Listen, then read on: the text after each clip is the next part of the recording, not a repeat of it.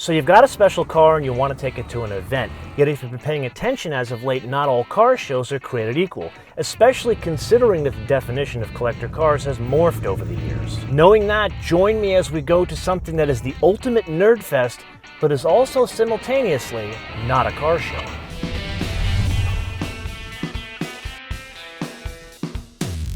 So here's the script. We're going to print, polish, and prepare my beloved Eva for what could only be described as the ultimate German OCD fest, aka Luftgekühlt.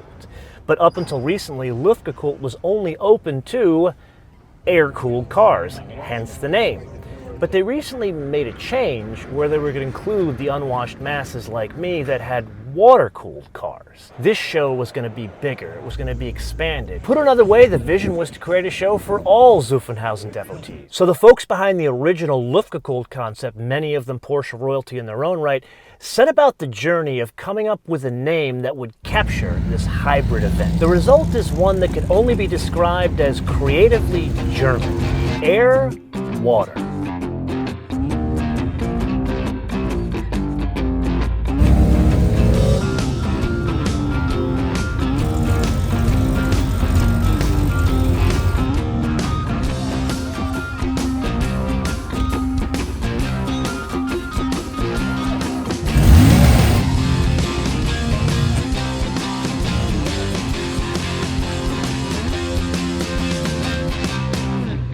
So here's the thing about Luftgekühlt.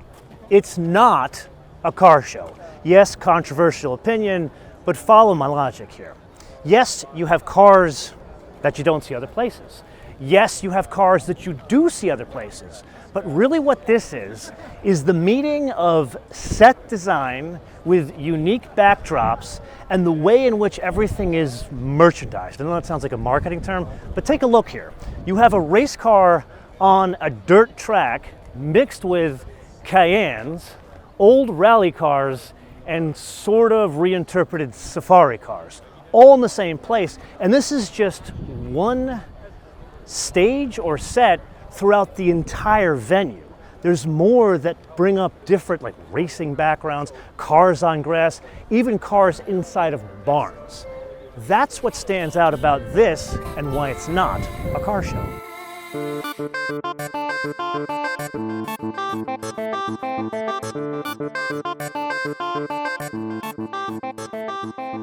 Okay, now that we all know what the Luftgekühlt concept is, let's get the burning question out of the way.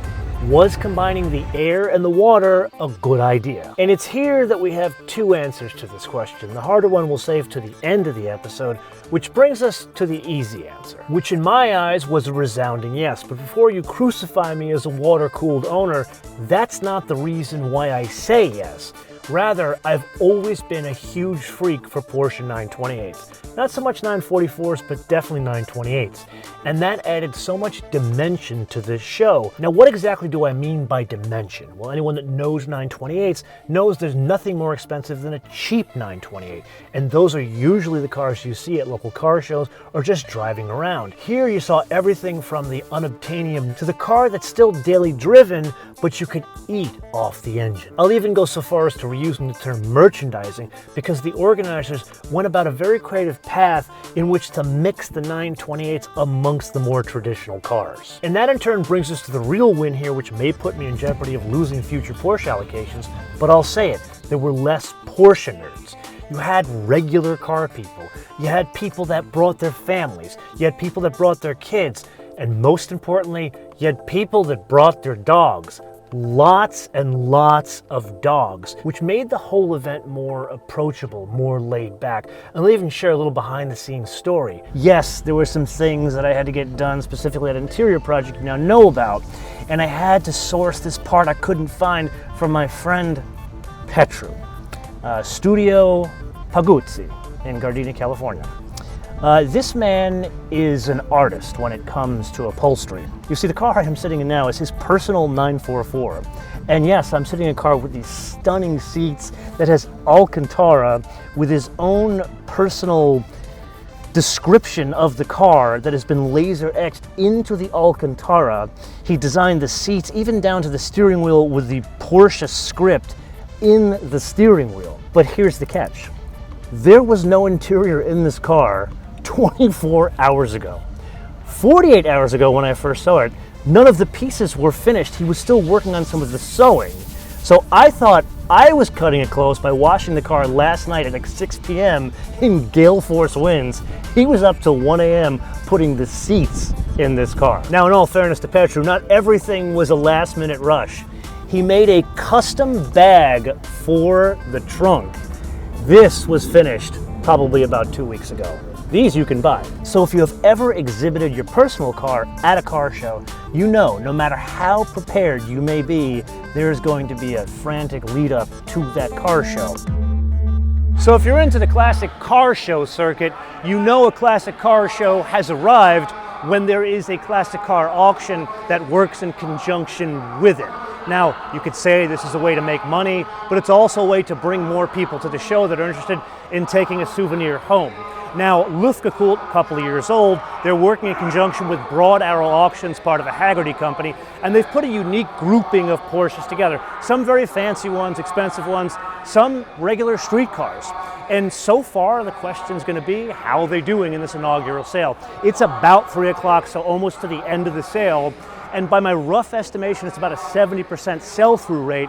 And there have been some stellar results. Like, for example, a 918 kind of did all the money in the world at 2.6. But then on the opposite end of the spectrum, a roof. Now, you and I love those things. We covet them. But we know they're special. They don't appeal to everyone. So that no sale, that had a low estimate of 1.2. It no sailed at 1. Overall, a very good result for their first effort.